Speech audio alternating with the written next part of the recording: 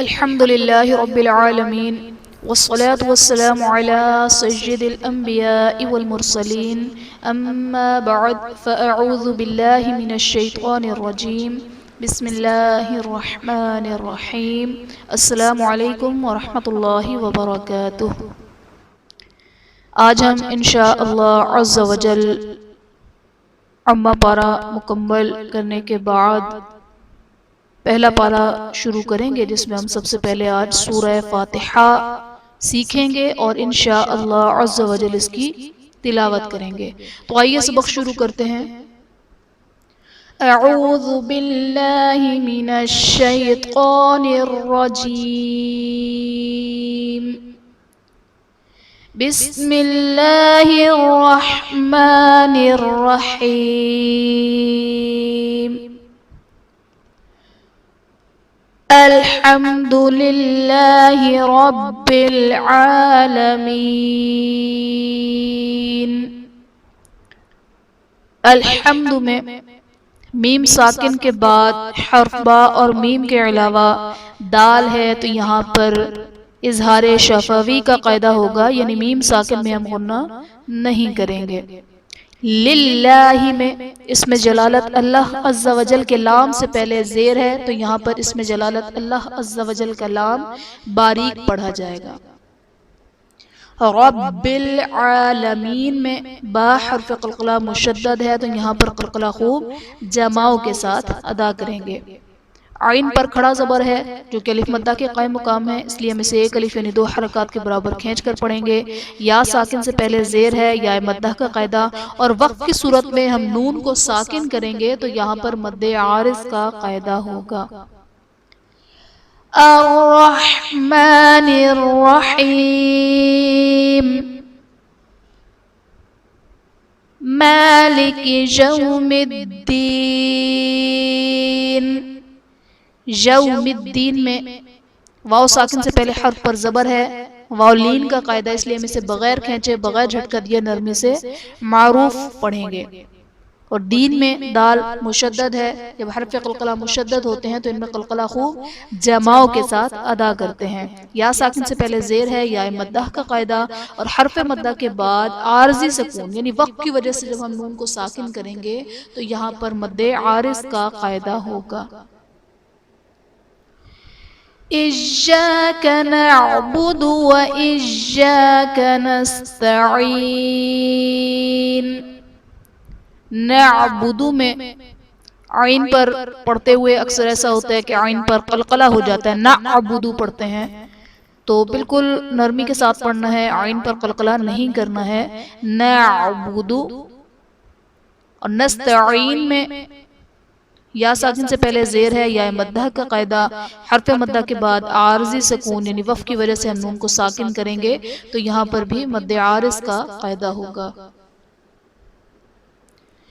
اہدنا الصراط المستقیم۔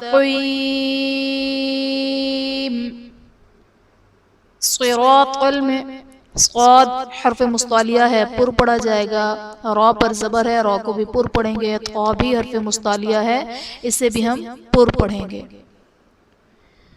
صراط الذین انعمت علیہم۔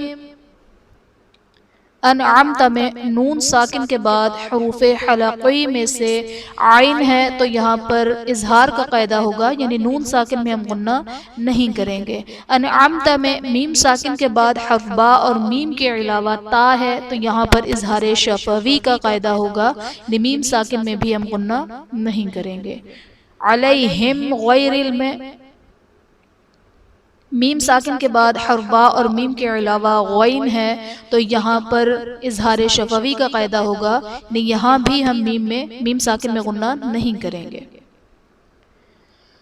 غیر المغضوب علیہم ولا الضالین۔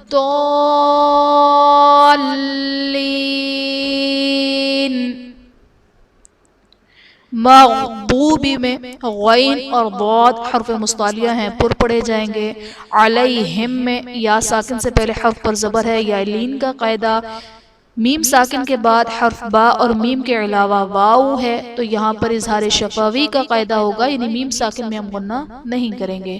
وَلَضَّالِّينَ میں الف سے پہلے زبر ہے، الف مدہ کا قاعدہ، اور ضاد حرف مستعلیہ ہے، پر پڑھا جائے گا۔ الف سے پہلے زبر ہے، الف مدہ کا قاعدہ، اور حرف مدہ کے بعد لام پر تشدید ہے، تشدید یعنی سکون اصلی ہے تو یہاں پر مد لازم کا قاعدہ ہوگا۔ اور لین میں یا ساکن سے پہلے زیر ہے، یا مدہ کا قاعدہ، اور حرف مدہ کے بعد عارضی سکون یعنی وقف کی وجہ سے ہم نون کو ساکن کریں گے تو یہاں پر مد عارض کا قاعدہ ہوگا۔ بسم اللہ الرحمن الرحیم، الحمد للہ رب العالمین، الرحمن الرحیم، مالک یوم الدین، ایاک نعبد و ایاک نستعین، اہدنا الصراط المستقیم، صراط الذین انعمت علیہم غیر المغضوب علیہم ولا الضالین، آمین۔ صدق اللہ العظیم۔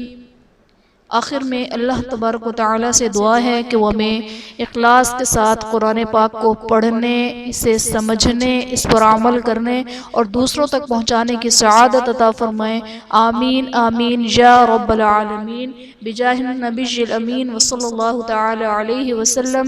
السلام علیکم ورحمۃ اللہ وبرکاتہ۔